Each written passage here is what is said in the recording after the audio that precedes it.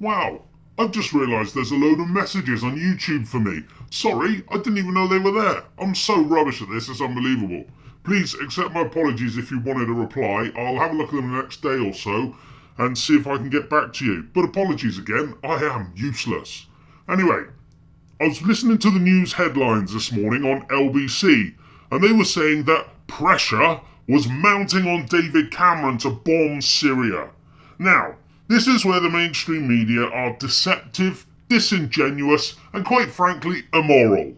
The pressure that LBC were lauding about wasn't coming from refugees, it wasn't coming from the general public. Sorry to tell you that the Murdoch's 52% of people want to bomb Syria poll in the Sun the other day was made up. Murdoch lies to get what he wants. You see, Murdoch, together with the Rothschilds, have oil interests in the Golan Heights, which will make them more and more billions every year. So they need to bomb Syria to clear people out the way so they can start their oil exploration.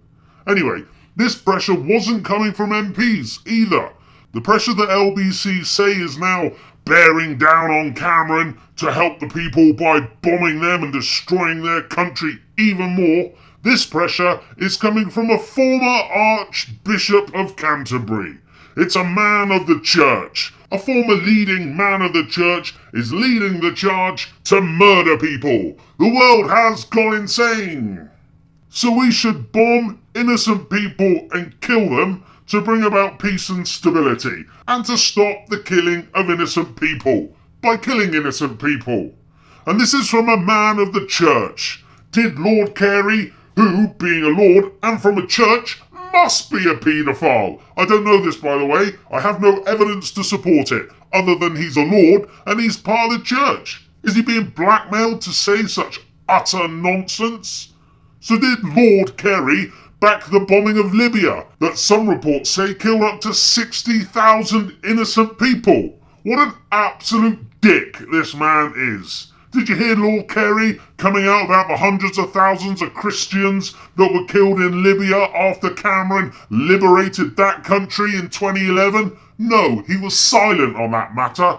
Utterly disgusting. There are several issues surrounding the Let's Bomb Syria tidal wave that's being built up by the media. Firstly, the UK and America are in no position whatsoever to lecture anyone about death, murder and mayhem. Look at Iraq and Afghanistan. We killed, some reports are now saying, possibly up to 2 million people. We created millions of orphans, millions of refugees, and all on a lie. And Tony Blair, who should be rotting in jail, won't even apologise. So why should we listen to anything our government has to say? Especially David Cameron. The UK has been part of the team that has killed, tortured, raped and maimed its way around the planet for decades. And now we're going to do it again because some people in a far-off country are doing what we've been doing for years.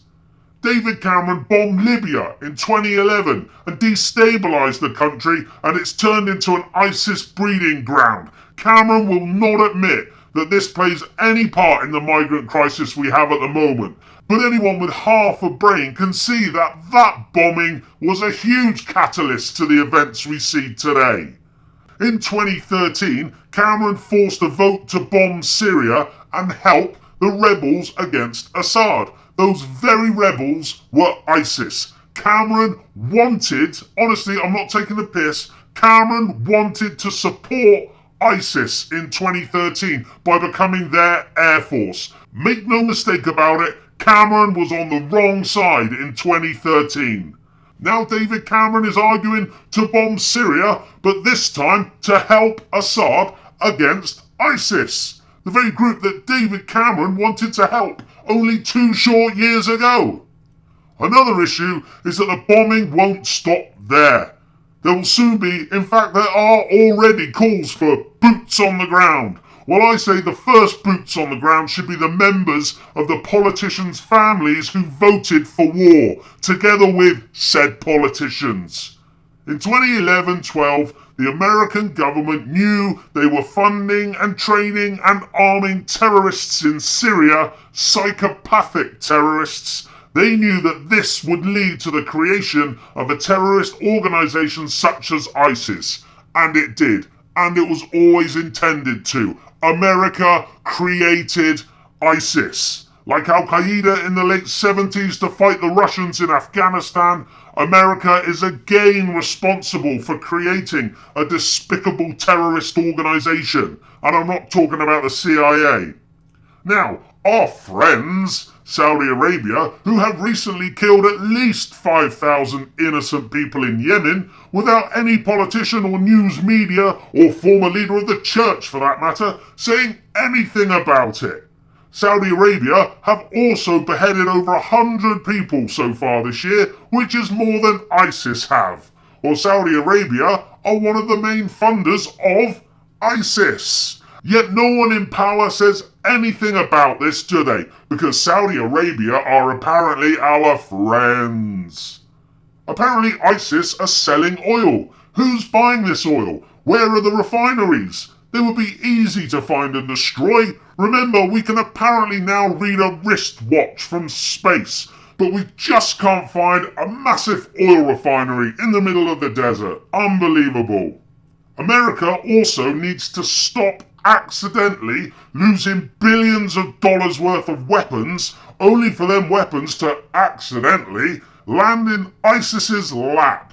How on earth can they lose billions of dollars of weapons, including Navy patrol boats and hundreds of Humvees? Just so happens to be the same Humvees that ISIS drive around in.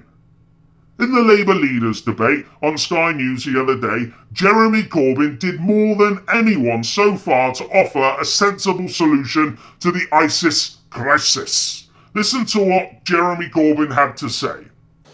Jeremy Corbyn.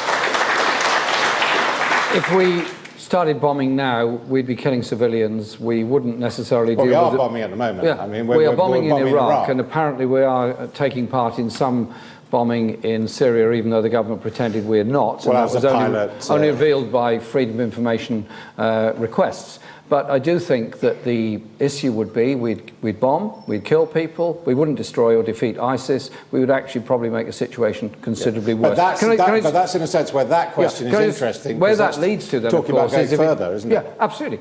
If that doesn't work, and I don't think it would, then the question is, would you put boots on the ground? I don't think so. I think what we have to do, and I agree with others on this, is mount a serious political initiative across the entire region, including Turkey, Iran and all the other countries, and ask ourselves some quite hard questions. Where does ISIS get its arms from? Where does it get its money from? Where does it sell its oil to? Who is buying that oil? Why are the borders around so leaky? How do those and questions also, help you solve the current situation? How many of the arms have we sold to various countries in the region have ended up in the hands of ISIS? I think these are questions that have to be answered.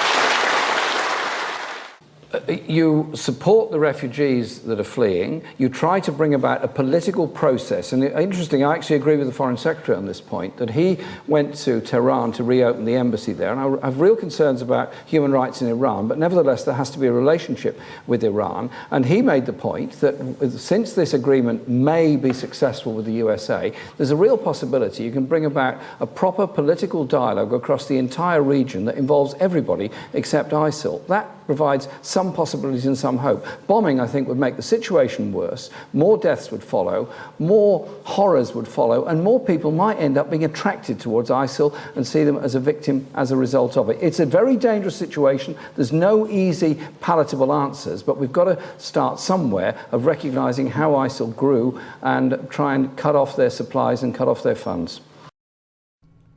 If Jeremy Corbyn is elected, David Cameron has said that he will abandon his plans to bomb Syria for his mate Murdoch and the Rothschilds. No pressure on Labour supporters then. The reason Cameron is doing this, in my opinion, is because Cameron doesn't want a debate in the Commons with Jeremy Corbyn over Syria, because I would have my fingers crossed and hope that Jeremy Corbyn would highlight in Parliament that America created ISIS and they're continuing to support them, and that Saudi Arabia are their main sponsors. This would show Cameron up as being a complete idiot to the nation and other countries, hopefully, and clearly Cameron doesn't want this. Remember, Politicians live in a media and Westminster-induced bubble. They can't think for themselves. They, like most of the public, are told how and what to think. But Murdoch has no power. Nothing to worry about, honestly. If Jeremy Corbyn does get elected and doesn't tell the whole truth about ISIS, then he will be as bad as the rest of them. Because look at the way he reacted when he said it. He knows the truth. He's just holding back for the right time, I hope. He must tell the truth, the whole truth about ISIS if we have any chance of stopping them. Defunding and de-arming ISIS is the only way to stop them. America created ISIS. Think about that for a moment. This isn't just some wacky conspiracy theory. The Department of Defense released documents proving that America knew that they were creating ISIS, and they carried on regardless. Under Obama, who some say is a Muslim, America created ISIS. The American government are an utter disgrace. Why do you keep voting in the same old Muppets, America? Don't you want change? John McCain, how many years has he been a senator? And all he does is want war, death and murder, yet you continually vote him in. Amazing. Truly amazing to watch from the outside. And don't tell me in 2016 you're going to have a choice of Jeb Bush or Hillary Clinton. You may as well just give them crowns and make them king and queen. Now Russia is supporting Assad to fight ISIS in Syria, so when we go in there, we'll quickly be blaming Russia for the deaths of our brothers, sons and daughters, and this could seriously lead to a World War III scenario.